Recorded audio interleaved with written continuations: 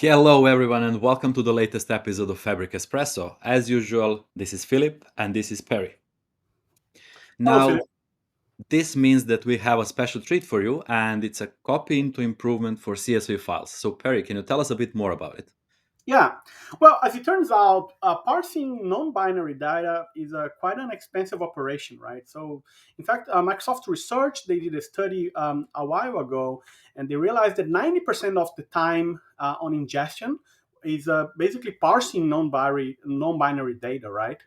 So what if you can tackle this and make it better, right? So that's what they did.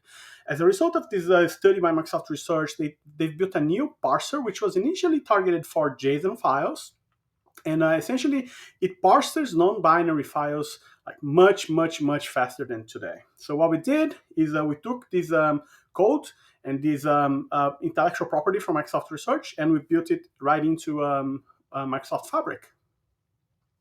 Perfect. Can we see some demo? Yes, absolutely. Okay, so for this demo, I'm going to show you two quicks here really briefly. So first thing I'll do is I'll start here ingesting data into a table named orders from a CSV. This is just one CSV file. And you notice that I added an option here called parser version 1.0. So I'm forcing here copy into to use the legacy parser, if that makes sense. So let me go ahead and write down the ingestion time. It was 15 seconds, 0.273. And now what I'll do is I'll run the same copy into statement, except I will not provide this option here, the parser version 1.0, meaning I will use the new parser, the new CSV parser, which is also the new default, right, for copy into. So this is running now, and I should end in a few seconds. And there you go. It took 12 seconds, 2 to 3. So this is a very small file. It's 1.5 million rows. If we look here at the improvement, we realize a 20% improvement in the load time from the parser version 2.0, which is the new default, when compared to parser version 1.0. So this is 20% faster. In our internal testing, we've seen in average, depending on the file sizes and the number of files you have, we've seen an average improvement of 36% in ingestion times with this new parser, and sometimes 4 times as fast as it was before. So this is an important improvement to the load performance with the CSV files in Microsoft Fabric. Awesome, Perry. Thank you very much. But now wondering, why would I ever use parser version 1.0 since 2.0 is so fast?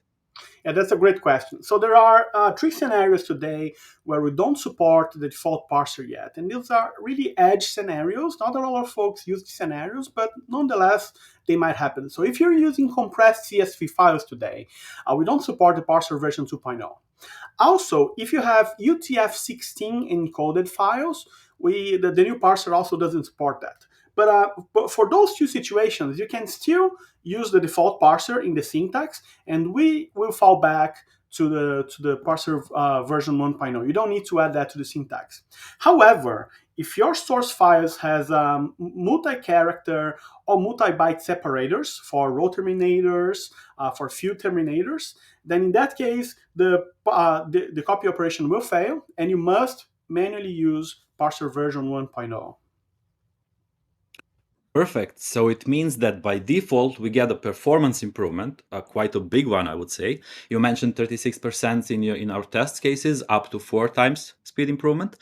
And it means I don't need to care about it. I just run my statements as they are. They will use the faster parser.